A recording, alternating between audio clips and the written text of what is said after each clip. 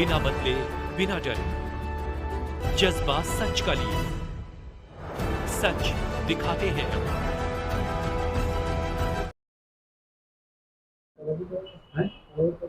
Start कर रहे तो सब हाँ दो टाइम कर लेंगे। ਅਸੀਂ ਸਿਰਫ ਥੈਂਕਸ ਹੀ ਕਰ ਖਾਲਸਾ ਵਾਹਿਗੁਰੂ ਜੀ ਕੀ ਫਤਿਹ। ਸਭ ਤੋਂ ਪਹਿਲਾਂ ਤਾਂ ਮੈਂ ਆਪ ਚੈਨਲ ਵਾਲਿਆਂ ਦਾ ਬਹੁਤ ਧੰਨਵਾਦ ਕਰਦਾ ਹਾਂ, ਕਿਉਂਕਿ ਜਦੋਂ ਵੀ ਕਿਤੇ ਕਿਸੇ ਦੇ ਨਾਲ ਇਨਜਸਟਿਸ ਹੁੰਦਾ ਹੈ ਤੇ ਆਪ ਮੀਡੀਆ ਕਰਮੀ ਵਾਲਿਆਂ ਦਾ ਬਹੁਤ ਵੱਡਾ ਰੋਲ ਜਿਹੜਾ ਹੈ ਤੁਸੀਂ ਇਹ ਅਦਾ ਕਰਦੇ ਹੋ ਤਾਂ ਕਿ ਉਹਨਾਂ ਨੂੰ ਜਿਹੜਾ ਹੈ ਜਸਟਿਸ ਮਿਲ ਸਕੇ। ਸੋ ਅੱਜ ਦੀ ਜਿਹੜੀ ਇਹ ਕਾਨਫਰੰਸ ਰੱਖੀ ਗਈ ਹੈ, ਜਿਵੇਂ ਕਿ ਅੱਜ ਤੋਂ ਕੁਝ ਦਿਨ ਪਹਿਲਾਂ ਇੱਕ ਪੁੰਛ ਦੇ SHO ਰਣਜੀਤ ਰਾਏ ਵੱਲੋਂ ਜਦੋਂ ਇੱਕ ਪੁਲਿਸ ਕਰਮੀ ਵੀਰ, ਜਿਸ ਵੀਰ ਦਾ ਨਾਮ ਸੀ ਜਗਵਿੰਦਰ ਸਿੰਘ, ਉਸ ਨੂੰ ਵਿਦਆਊਟ ਐਨੀ ਕ੍ਰਾਈਮ ਤੋਂ ਉਸ ਨੂੰ ਇੱਥੋਂ ਪੁੰਛ ਸਿਟੀ ਦੇ ਵਿੱਚੋਂ ਚੁੱਕਿਆ, ਅੱਤ ਦਾ ਤਸ਼ੱਦਦ ਉਸ ਵੀਰ ਦੇ ਉੱਤੇ ਕੀਤਾ ਗਿਆ। ਹਾਲਾਂਕਿ ਸਭ ਤੋਂ ਸ਼ਰਮ ਵਾਲੀ ਗੱਲ ਤਾਂ ਇਹ ਹੈ ਕਿ ਰਣਜੀਤ ਰਾਏ ਜਿਹੜਾ ਇੱਕ ਖੁਦ SHO ਹੈ, ਉਹ ਇੱਕ ਵਰਦੀ ਦੀ ਉਸ ਨੂੰ ਬਿਲਕੁਲ ਵੀ ਕਦਰ ਨਹੀਂ। ਉਸਨੇ ਇੱਕ ਗਵਰਨਮੈਂਟ ਇੰਪਲਾਈ ਨੂੰ, ਆਪਣੇ ਹੀ ਡਿਪਾਰਟਮੈਂਟ ਦੇ ਬੰਦੇ ਨੂੰ ਚੁੱਕਿਆ, ਉਸਦੇ ਉੱਤੇ ਅੱਤ ਦਾ ਤਸ਼ੱਦਦ ਕੀਤਾ ਤੇ ਸ਼ਾਮ ਨੂੰ ਉਸ ਨੂੰ ਛੱਡ ਦਿੱਤਾ। ਸਵਾਲ ਇਹ ਹੈ ਕਿ ਜੇ ਉਸਨੇ ਕ੍ਰਾਈਮ ਕੀਤਾ ਸੀ ਤੇ ਫਿਰ ਉਸ ਨੂੰ ਸ਼ਾਮ ਨੂੰ ਕਿਉਂ ਛੱਡਿਆ, ਤੇ ਜੇ ਉਸਨੇ ਕ੍ਰਾਈਮ ਨਹੀਂ ਕੀਤਾ ਤੇ ਫਿਰ ਉਸ ਨੂੰ 3rd ਡਿਗਰੀ ਕਿਉਂ ਦਿੱਤੀ ਗਈ?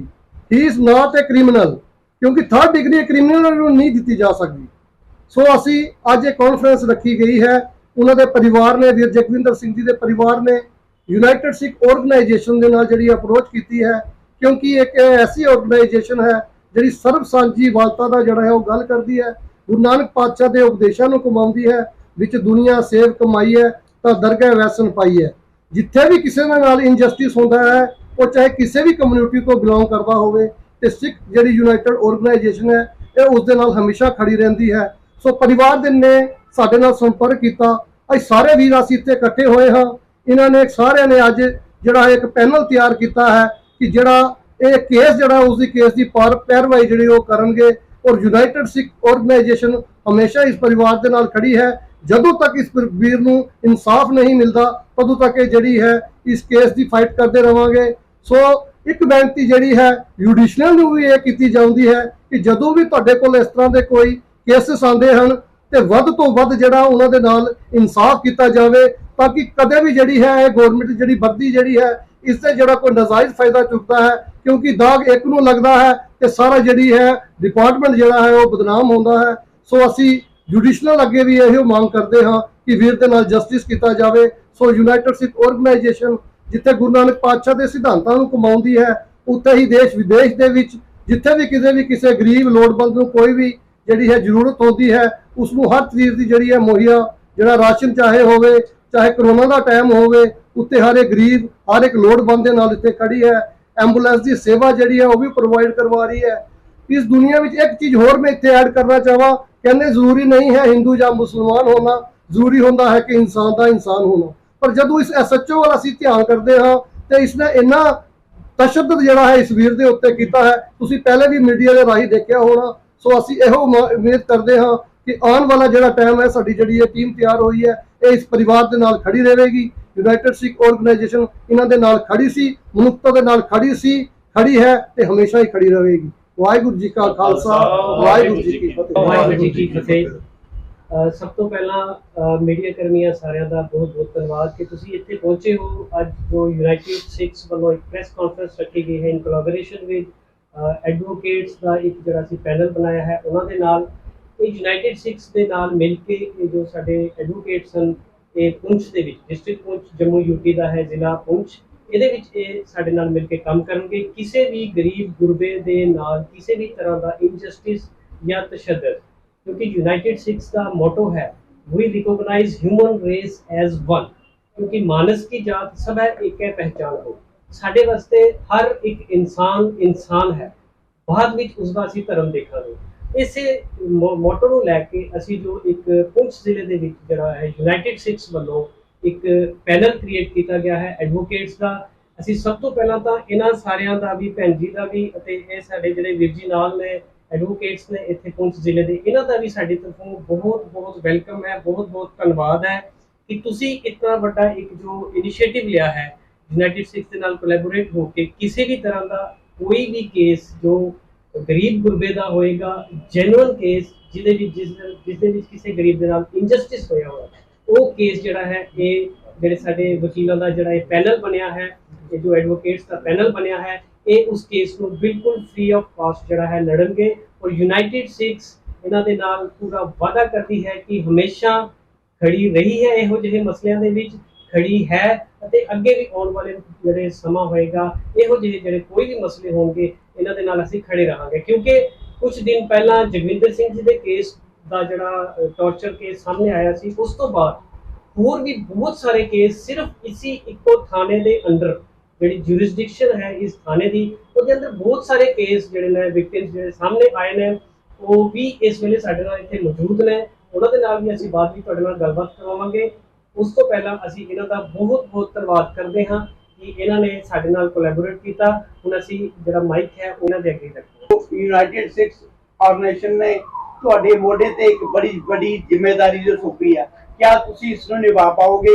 और क्योंकि ये कंडियां ते राह ते चलण वाली गल है, पुलिस नाल एडमिनिस्ट्रेशन नाल धक्का जो किसी नाल करदी है उहदे नाल टक्कर लेना कोई माड़ी मोटी गल नहीं है।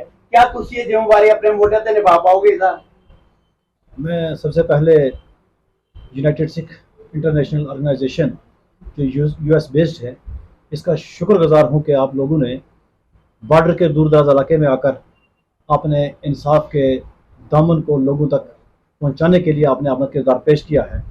दूसरी बात जो आपने की है कि क्या आप हमारे साथ, हम आपके साथ खड़े रहेंगे या नहीं खड़े रहेंगे, गुरबा का और हेल्पलेस लोगों की मदद करेंगे या नहीं। बात यह है कि हमारी टक्कर किसी एडमिनिस्ट्रेशन से, किसी डिपार्टमेंट से कभी नहीं होगी। हमारी जब भी बात होगी तो वो इंसाफ को लोगों को दिलाने के लिए होगी। तो उसकी ज़ात में जो भी आएगा, जितने भी डिपार्टमेंट्स हैं या एडमिनिस्ट्रेशन है, वो तो जानबूझकर किसी से ज्यादती नहीं करती है, लेकिन अगर कहीं किसी से ज्यादती होती है तो उसके लिए हमारा जो पैनल है, हम आप लोगों का शुक्रिया अदा करते हैं कि आपने एक पैनल को तश्कील दिया है। तो हमारा पैनल उन लोगों की मदद करेगा और हमें डिस्ट्रिक्ट पुंछ और राजौरी के लिए जहां तक कहा गया है, तो दोनों डिस्ट्रिक्टों में हम कवर करेंगे।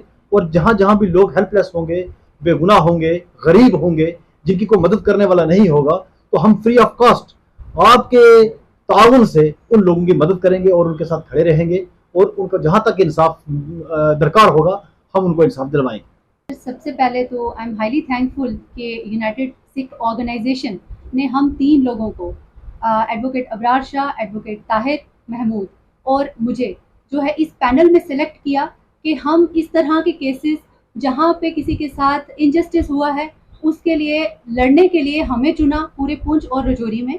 और हमारा ये वादा है खाली आपसे नहीं, सिर्फ और पूरी जनता से, कि अगर किसी के साथ कोई इनजस्टिस होता है वो कभी भी हमारे पास आए, सिर्फ उसका केस जेन्युइन होना चाहिए, वो गलत नहीं होना चाहिए। तो हम उसका केस किसी भी लेवल तक लेकर जाना पड़े, चाहे हाई कोर्ट तक, चाहे सुप्रीम कोर्ट तक, तो हम आप लोगों की हेल्प से उसका केस वहां तक पहुंचाएंगे और उसको कोशिश करेंगे कि जल्दी से जल्दी जस्टिस मिले। बिल्कुल सर, ये हमें पहले भी हमने गरीब लोगों की काफ़ी हेल्प की है और जहाँ पे किसी के पास पेइंग कैपेसिटी नहीं होती है तो हम उससे फ़ी जो है नहीं लेते हैं, ये यहाँ के लोग जानते भी हैं। और आगे भी हम ऐसा ही करेंगे कि अगर कोई पेइंग कैपेसिटी में नहीं है और वो हमारे पास आता है तो हम उससे कोई फ़ी नहीं लेंगे और हम फ्री ऑफ कॉस्ट उसका केस जो है कंटेस्ट करेंगे और हमारी कोशिश यही रहेगी कि उसको जल्दी से जल्दी इंसाफ मिले। और इस तरह है वो उन पे एक चेक या एक कंट्रोल जो है हो कि आज के बाद ऐसा कोई इंसिडेंट पुंछ में नहीं हो। देखो, अभी मेरे काबल कुलीग इन्होंने कहा है कि जो यूनाइटेड सिक्स ऑर्गेनाइजेशन उस वाहि गुरु पर, उस अल्लाह के ऊपर है, चुनने वाला वो है। मैं इस चीज़ पर कायल हूँ। देखो, इससे पहले भी हमारी एडवोकेट धीरज मैम और हमारे वाइस प्रेसिडेंट अबरार साहब भी जानते हैं, मैं डिस्ट्रिक्ट लीगल सर्विस अथॉरिटी के साथ जुड़ा हूँ, उनका पैनल एडवोकेट हूँ। हम गांव में हर जगह गरीब की आवाज़ बुलंद करते हैं, जिनके पास नहीं होता हमें गवर्नमेंट पे करती है, कई बार हम अपने शुरू में हमें अपने जेब से लगाने पड़ते हैं। तो अपने डिस्ट्रिक्ट में हम ये काम कर रहे हैं। वो जो हमें जब डिस्ट्रिक्ट लीगल सर्विस अथॉरिटी ने चुना तो ये यहाँ से जितने एडवोकेट्स उन्होंने कहा कि ये लोग ऐसे फ्री ऑफ कॉस्ट काम कर रहे हैं, तो अगर आप इनको इधर इसमें शामिल कर लो तो और अच्छा बेहतर काम होगा। तो आज मैं तो आपका शुक्रगुजार हूँ और उससे बाद उस ऊपर वाले का हूँ कि आपने हमें इस पैनल के अंदर लाया।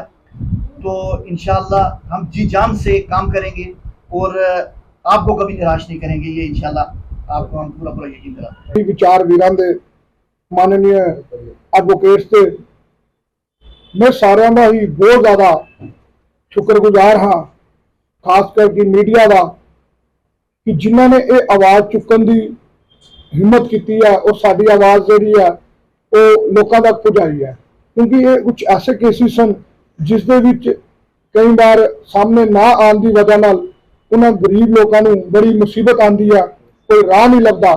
तो मीडिया एक ऐसा जरिया जोड़ा उन्होंने गरीबों को जिन्हों का मैसेज नहीं पूछ सकता उन्होंने तक मैसेज पहुँचाने का तो बहुत जरूरी है कि मीडिया वीर जो साढ़े अज इतने आए उन्होंने बहुत बहुत शुक्रगुजार हाँ कि वो अपना फर्ज निभा रहे हैं, मानवता ले गई तो अपना कम्यूनिटी ले गई।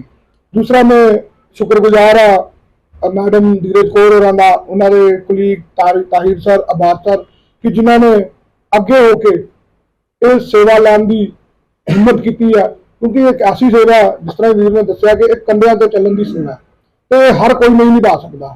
तो इस दे लई सानू ईमानदार, डेडिकेटेड तो एक लायल लोगों की जरूरत है कि जोड़े अगर किसी गरीब बंदे तुहाडे ते भरोसा करके अगर कोई अगे आ रहा तो तुसीं उहदा भरोसा बरकरार रख के उसनूं इंसाफ दिलाओ।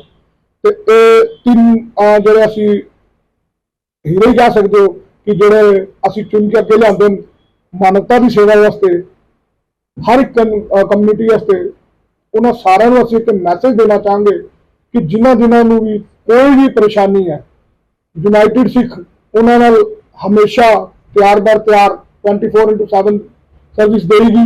किसी टाइम भी तुसीं सानू याद कर सकते हो। मैं यूनाइटेड सिक्स के वीरां दे नंबर तुहानू अनाउंस कर देना तो बाद दे विच मैं मीडिया वीरां नू कहांगा इन्होंने तुसीं अपने लोगों तो भी हाईलाइट कर दिओ। पहला नंबर है सतिंद्रपाल वीर होरां दा, उन्हां दा 8803142909 यूनाइटेड सिख JNK के मुख्य सेवा निभा रहे हैं। उसके बाद वीर रमनदीप सिंह जी, इन्हों का नंबर है 9596781984। ये भी अपनी वलंटियर सेवा निभा रहे हैं यूनाइटेड सिख के। एक 788896131332 सरदार गुरजीत सिंह जी, ये बकायदा मेरा नंबर है, तुम ये भी रख सकते हो। एक वीर हम साढ़े तेजिंदर वीर जी, मैं मेरा नंबर लिख नहीं सका, गुस्ताखी की माफी है जी। सारिਆਂ ਨੂੰ बेनती है ये असी नंबर अपने न्यूज़ जो चलेगी तो उसके थले असी हाईलाइट कर देंगे। तो सारे ही संगतां नूं, लोकां नूं, खास करके एडमिनिस्ट्रेशन में बेनती है कि जो भी तुहानूं कोई इस तरह का गरीब लोड़मंद किसी भी तरीके नाल, जरूरी नहीं कि कोई इस तरह का केस हो, मैडिकली केस हो, असी एंबूलेंस सेवा चलाते हैं जी फ्री ऑफ कॉस्ट चलती है, जिसकी सिर्फ असी पेट्रोल चार्जिज लैंदे हैं, उसके अलावा असीं उहदे उपर कुछ नहीं करते। तो सारिਆਂ ਦਾ बहुत बहुत शुक्रगुजार हाँ जिन्होंने अपना फर्ज निभा के मानवता की सेवा की है। तो खास करके मीडिया का तो वकील साहब का बहुत बहुत धन्यवाद। वाहिगुरू जी का बिना बदले बिना डरे, जज्बा सच का लिए, सच दिखाते हैं।